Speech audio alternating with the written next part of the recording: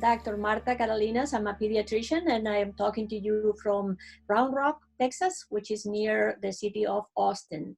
And we're here with our weekly podcast and video to show you a few healthy recipes and to talk about health in general. Right now, we are all confined at home because of coronavirus, so we will keep talking about that. But we are going to talk about health in general and how vitamins, vitamin D and other vitamins, influence our immune system and help us now that very soon we hope to get out there and we have to face the virus. So we really need to be all strong and healthy. And of course, I am the mother of 3 children, now adults. And I'm here with my friend Chef Candil. Hola, Fer, who is going to give us a very good recipe. Yes, I'm very excited to be with you and of course Veronica.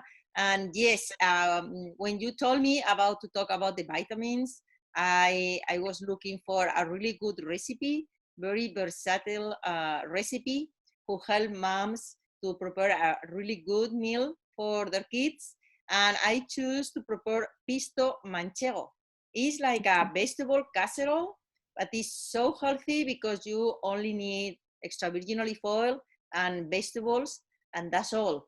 And also, I would like to prepare this dish in a slow cooker or crock pot.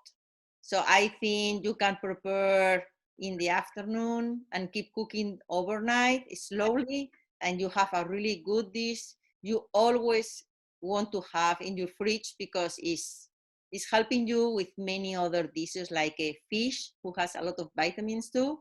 So we are going to talk about this recipe. I'm very excited to introduce you to this recipe. And also, and the most is to have Veronica with us one more week.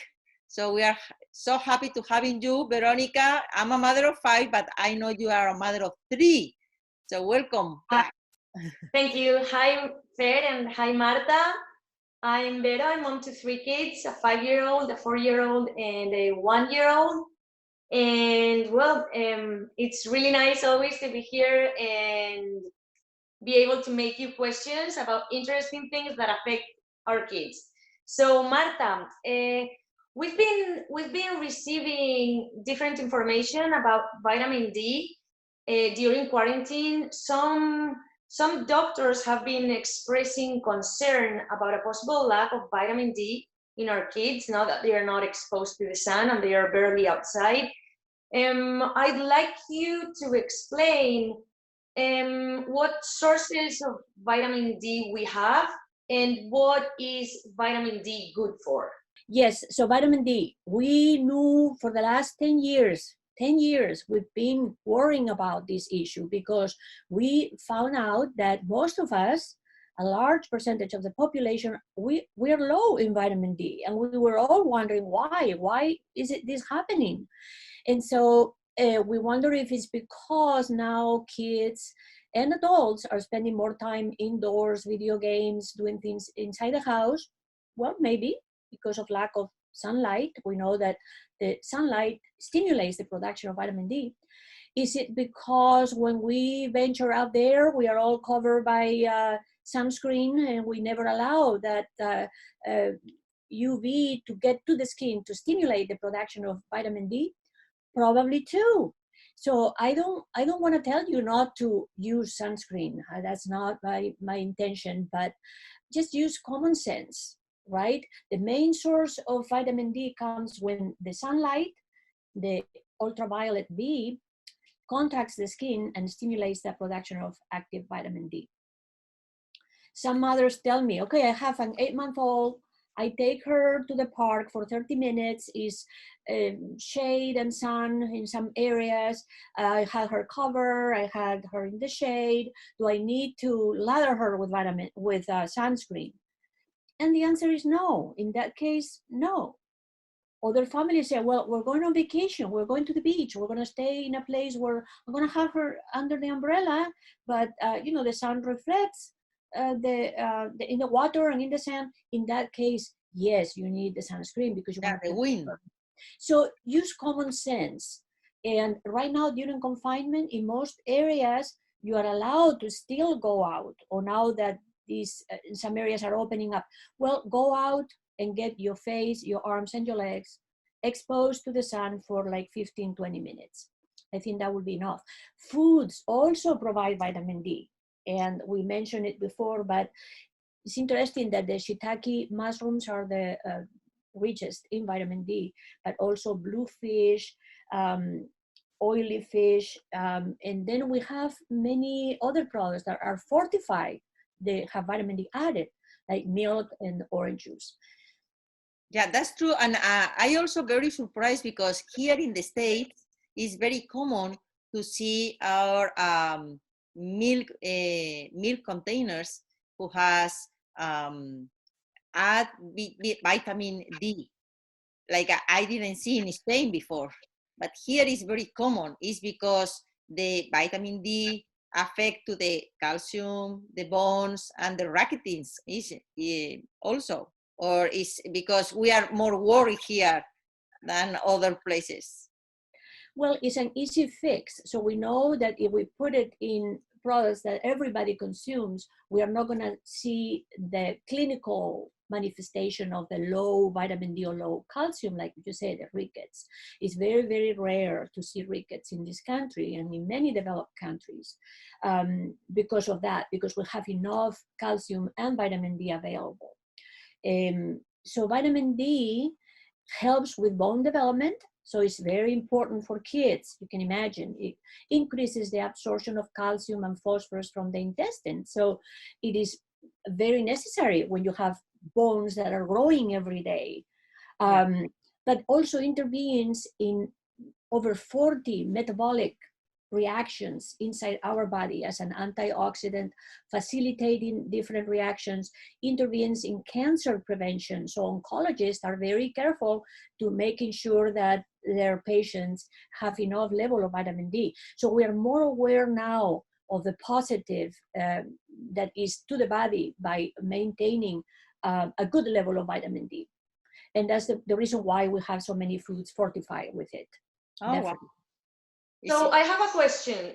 How easy is to track that you are getting proper intake of vitamin D? Like, is it always needed to get a supplement, or is it possible to achieve a correct level just by assuring that you have a well-balanced diet? And then another question about the levels of vitamin D that I have is it possible to reach a toxic level of vitamin D? I have those two questions. Okay, so there is a time in life, which is the newborn period, where you, if you are breastfed, because breast milk doesn't have vitamin D, the recommendation now is to give 400 international units of vitamin D a day to babies. Okay, so that's the time when we say, okay, the natural food that we get at this age may not have enough vitamin D. But beyond that, we should be able to take it from our food that we consume on a daily basis. In this country, we don't consume enough fish, so that's out the window. In other countries, like in Spain, fish is part of the diet, and most families eat as much fish as they eat meat, so they may have less of a problem. It also depends on where you live. You are here in Texas, where we have sunshine almost every other day. A lot easier to get your dose through the sun exposure than if you live in Norway or in Asturias, for that matter. And so the variables are there, but yes, to answer your question, a balanced diet, that's where you start with. You have to have that, because even if you say, well, I'm going to eat, I don't know, pizza and soda all day, and not going to worry about healthy food, and I'm going to take nutrients in the form of pills, well, the absorption of that medication, that supplement that you are taking may not be the right one. Your stomach may not absorb it every day the same, depending on what other foods are there, or just because of many circumstances that can influence how you are going to absorb it. So we always want to start with a healthy diet. And then if you are deficient, because for whatever reason you are undergoing chemotherapy, you are at a risk population, and your doctor measures it and says you are low, then you may have to take the supplement on top of it. never to substitute completely a good nutrition. And the other question, yes, it is possible. Most vitamins have a very, very large margin of safety. So even that newborn baby that you had to give 400 units, which is the little dropper full, if you make a mistake and one day you give it twice, not a big problem, it's okay. Just don't give it the next day maybe. Or if you are taking a supplement, you're taking 1,000 units, 2,000 units. Some people take 50,000 units of vitamin D a week. Okay, they take it once a week. Well, with those big amounts, if you take it every day, yes, you may have to monitor your level because you may go overboard with it. But most vitamins have a large margin of safety. With what is available there, it's difficult to overdose unless you do it intentionally. And what I have seen is supplements and products from other countries that are not labeled right, or we don't know how to read the labels. I'm thinking about a child with intoxication by vitamin A. Oh, wow. Who the hospital, I mean, was in the hospital for weeks and investigating why is this child having seizures and inflammation of the eyes, and I mean a lot of the mucous membranes, until the mother said, well, I'm giving this medication that I brought from another country, and sure enough, it was a tremendous amount of vitamin A, and this child was intoxicated. So always be aware if you have something that somebody recommends, somebody brings to you. Here we have a very mixed population. We all go to other countries. We all have relatives in other countries. Bring it to your doctor. Nobody's gonna fault you for doing that. Bring it to your pediatrician, Veronica, and say, hey, do I need, what do you think of this? And sometimes we'll tell you, we don't even know what it is, don't take it, because we can't advise you to take something we don't know. So always ask questions. Yes, and Very the common good. sense. Yes, That's a good thing. very good advice, Marta. So Yes. something else I'm worried about is I guess it's not a reason for being worried, but I want to ask you, like, the kids have been spending a lot of time inside for 3 months. So will this lack of vitamin D affect to their bone production and their annual growth this year, or it won't be like an issue? We hope it won't be an issue. Definitely, because of the lack of sun exposure, if we saw it before, when we were free to go out and spend as much time playing outside, you can imagine now that we are all asked to stay home. And so yes, the vitamin D part may be an issue. We may have to make an effort from now on to get that dose. Now that we even have more hours of sunlight, we may have to make that effort. We are going to have to make an effort to good nutrition. If it was important before, it may become more important now. What I don't expect to see is a lack of growth, like a child who's going to lose, I don't know, a couple of inches just because of these few months here. Because if we continue to do good nutrition, we have supplements of vitamin D in so many foods.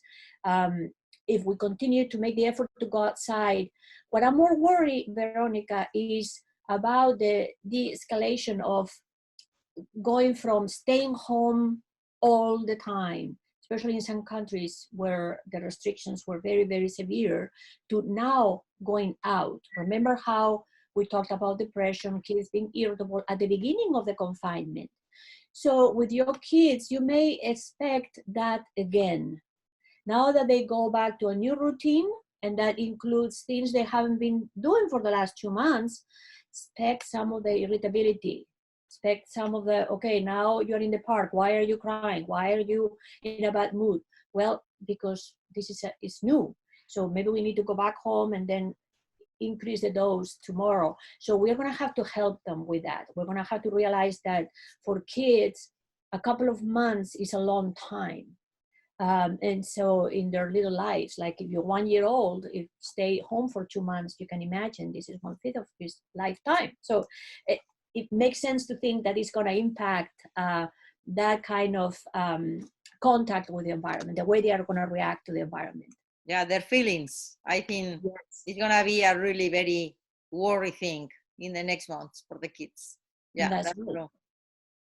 Yeah, and I know, Marta, of course, the vitamin D is helping us to have a really good immunity. And I'm so glad when Veronica shared with us about the breastfeeding the kids, breastfeeding, or the other options to feed the babies. Do you think the breastfeeding, because always everyone said is help to grow the immunity on the babies? So how important Oh, is that?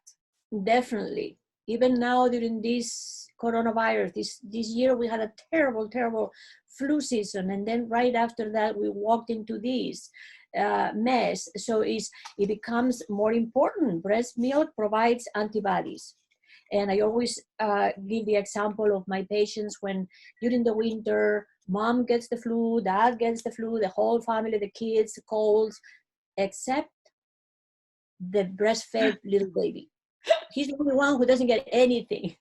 The And stronger one.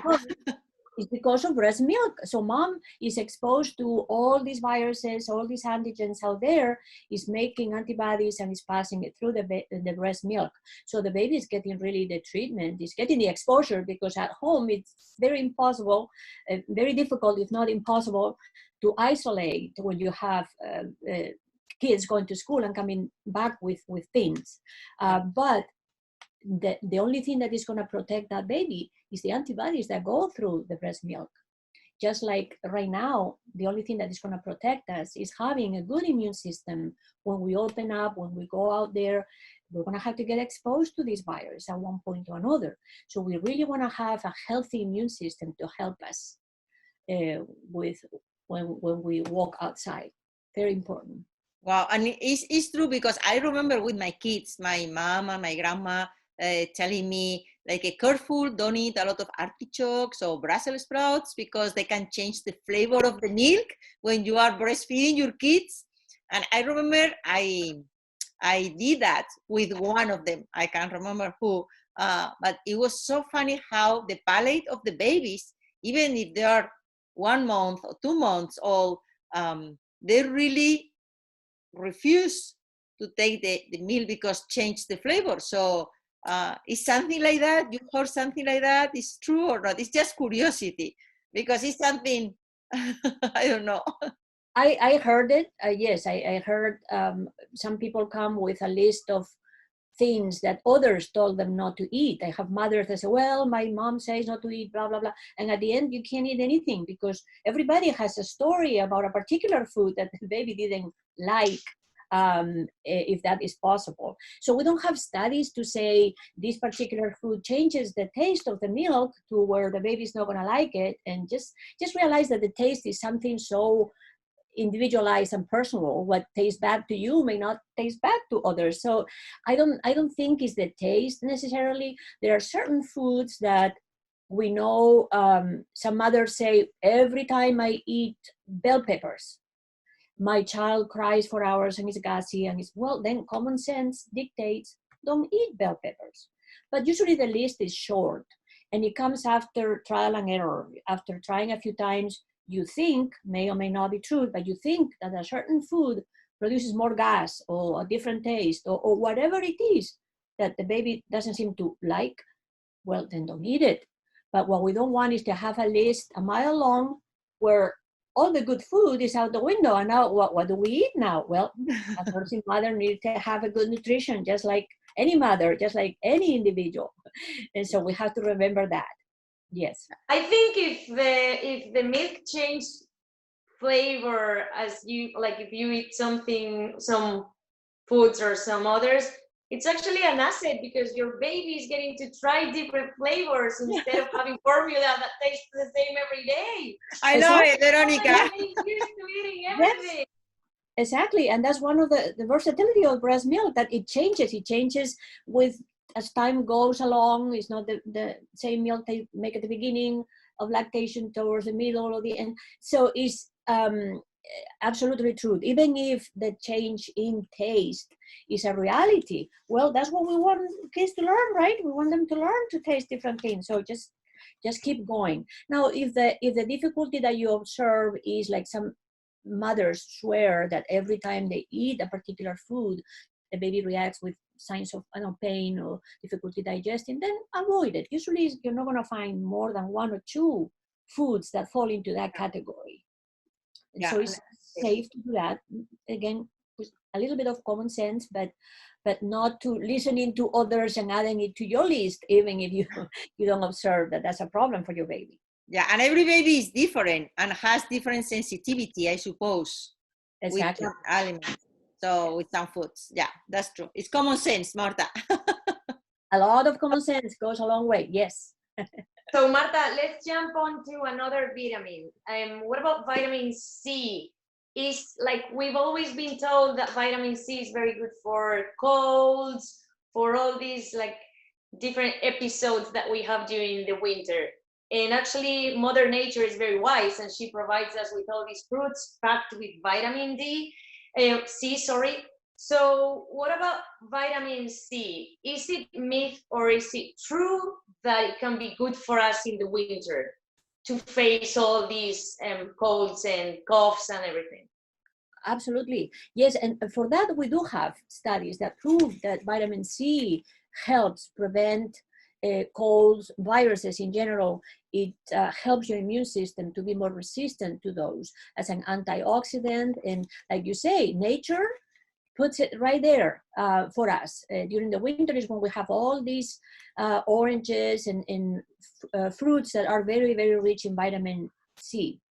And right now that we are dealing with the coronavirus, well, it makes sense to think that if this is a virus, a little different from the ones we're used to, but a virus, and so consuming enough vitamin C is going to be protective.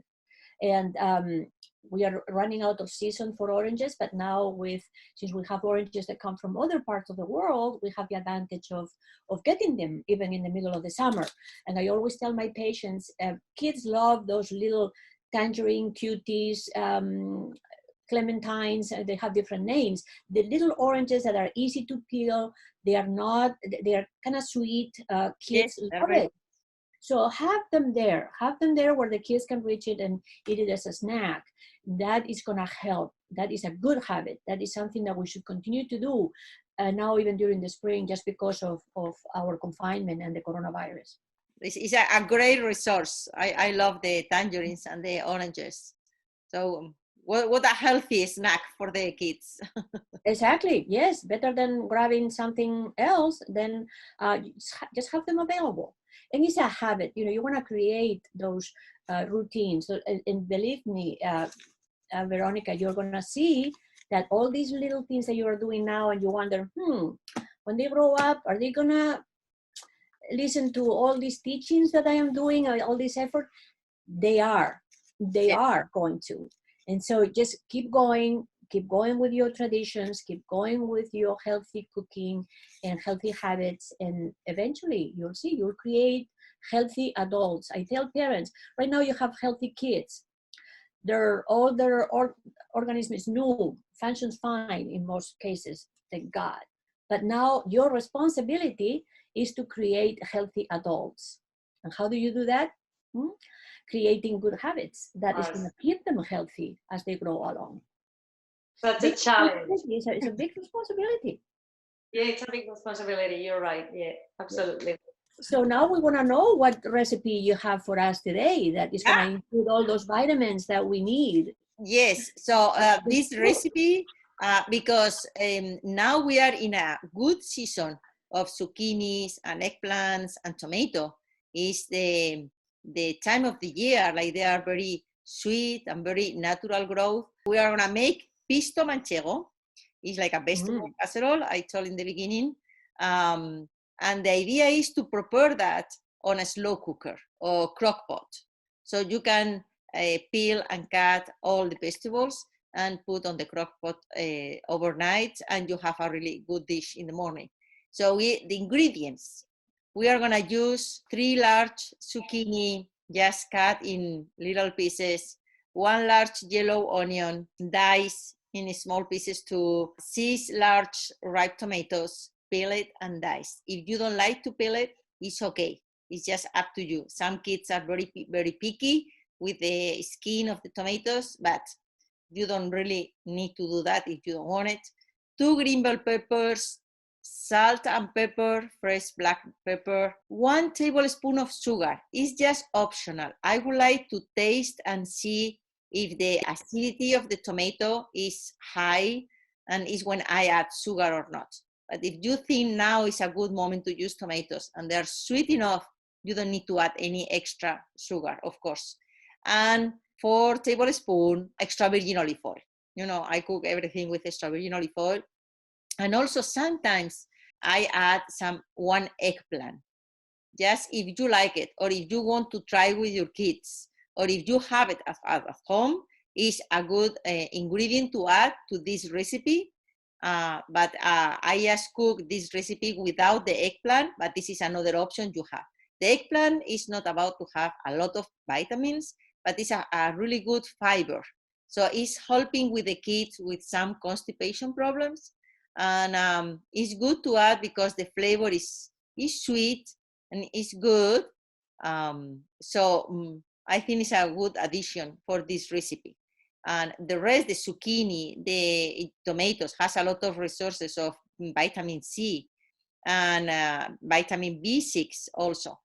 So the idea is to cut all in small pieces. You also can use your blender if your kids are very picky and they don't like to find big pieces. You can use a little the blender to make little pieces.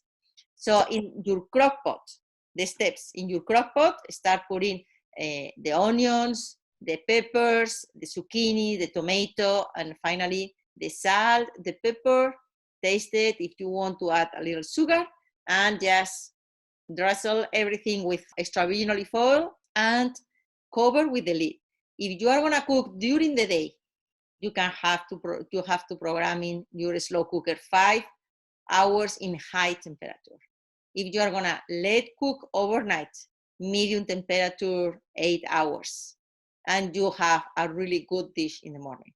If your kids don't like to see all the pieces of the vegetables and you think, like we talked before, common sense, they love tomato sauce, just add a little tomato sauce in this dish, stir well, and it's perfect. So they are gonna like it. And you can also freeze and have in small containers, or you have on your fridge for 1 week. And it's gonna help you to add with some salmon or tuna, who are very rich in vitamin D also. So you can use an oven plate, put some pisto manchego on the bottom, and the salmon or the fresh tuna on the top, and cook in the oven for 15 minutes, and you have a really good meal, so healthy and with a lot of vitamins, and start helping your kids and yourself with some antibodies and immunity for the next future when this quarantine is gonna be over. That is great. That's a great recipe, very easy. I like it because it's easy to make, and I can testify that it's very tasty. Yeah, I usually prepare with some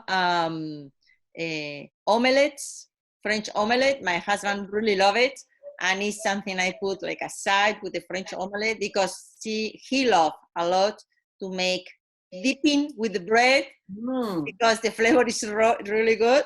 But you can add whatever you want. It's so easy to make it. It's a classic of our culture, really. Yes. It's a classic in Spanish cuisine. Like Mm-hmm. and it's so versatile because you can even make the poached egg that you taught us to make last week. Mother's Day, yes. Have it with pisto or a fry. I love it, and it's so easy. And also doing it in the slow cooker gives you more time to be with your kids. This is a win-win, Fer. Yes. Thank you. Thank you. Thank you. I'm glad you like it. Yes. I think I'm gonna make it. I have all the ingredients in my fridge. Yes, they are so easy to have it. Yeah, that's very common ingredients. So I'm so glad you like it. Thank you so much for having me here one more week and stay with me and preparing this channel who help parents to educate the palates, and especially on this time of coronavirus. So hope to see you next week. See you next week. Thank you, ladies.